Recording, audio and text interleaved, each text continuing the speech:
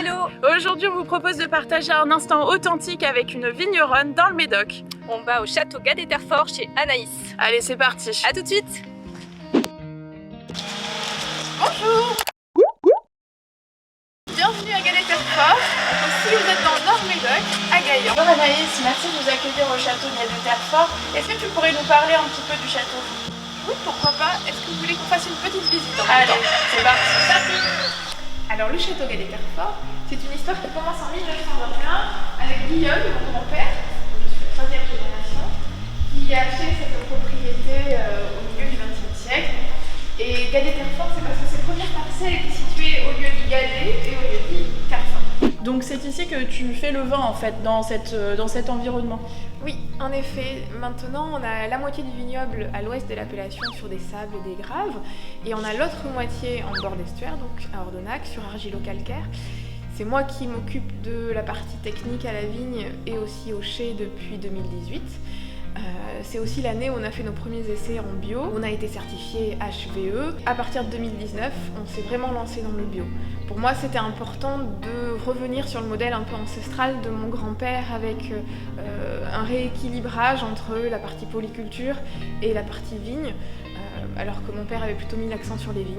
Donc aujourd'hui, l'élevage est aussi converti au bio, et avec l'idée peut-être dans quelques temps de vendre moi-même la viande. Mais en tout cas, en ce qui concerne le vin, on a eu notre première cuvée bio cette année, l'Envolée. C'est super chouette de voir qu'en fait, même nous les femmes, on peut faire plein de choses dans le vin. Moi ça j'adore. Je tiens à garder le style du vin de mon grand-père et de mon père et à le faire plus ou moins de la même manière. Donc si tu veux, on peut aller voir les barriques. Aujourd'hui, tout le vin qu'on met en bouteille passe 1 an en barrique. Ouais, on y va, j'attends. On va voir ça. Avant de passer au chai à barrique, on voulait vous parler des vins d'Anaïs. Le vin principal de la maison, c'est le château Gadet-Terfort, qui est en cru artisan. Il est légèrement boisé, assez fruité et souple, et il se boit facilement au bout de 2-3 ans. Ensuite, il y a la Croix Gadet, qui est issue d'une seule et unique parcelle, située en bord d'estuaire. C'est un vin qui est plus charpenté, plus élégant, mais tout en finesse. On passe à l'Envolée, c'est la fameuse cuvée bio qui est sortie en 2020. C'est un vin qui est très fruité, nature, qui se boit à l'apéro. C'est vraiment très léger, c'est un vin qui est parfait pour l'été. Il y a également l'Imprévu, qui est un rosé fait à partir de Cabernet Sauvignon et de Merlot. C'est le vin qu'elle n'avait pas prévu d'aimer et qui est finalement très apprécié l'été. Et enfin, l'Impatient, donc c'est le vin que Noémie Tano a dégusté la semaine dernière. C'est un blanc sec qui est très gourmand, composé de Sauvignon blanc et de Sémillon. Il va très bien sur des fruits de mer ou pour l'apéro, ou encore avec du chèvre frais au coin du feu, comme Noémie l'a si bien dit la semaine dernière.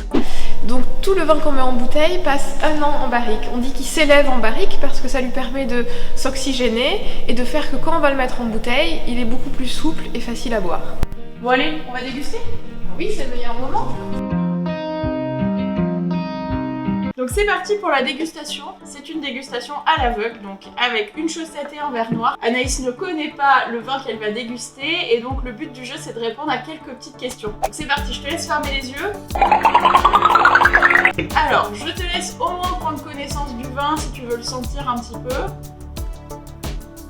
Goûter? Tu peux goûter. Oui. Et si tu craches par contre, tu craches en fermant les yeux. Ok. Je trouve qu'il y a beaucoup d'acidité et de fraîcheur.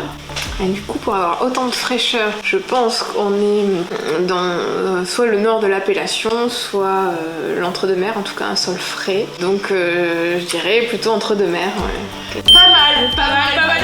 Oula, là, on a dit level là. Je dirais un peu vieux. Et alors, vieux, mais tu dirais avant 2000 ou avant 2010? Ah non, je ne même pas d'ici vieux. D'accord. Ah ouais, c'est jeune, c'était jusqu'en 2010. J'aurais dit même 17 ou 13 quoi. D'accord, ok. Le rouge. Je pense que c'est plutôt une fille, parce que c'est plutôt fin.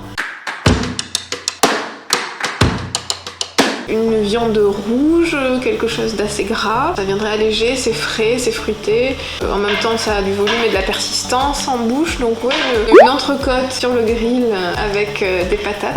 Allez, j'ai faim.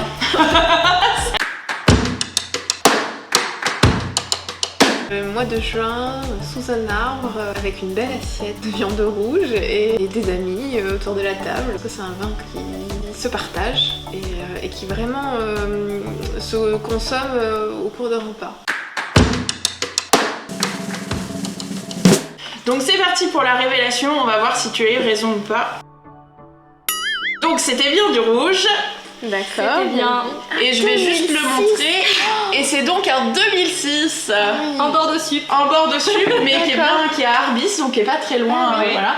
Et du coup qui est un petit peu plus vieux. Sa spécialité, donc à Amandine, c'est de faire des vieux millésimes en entre-deux-mer. Donc c'est bien une femme.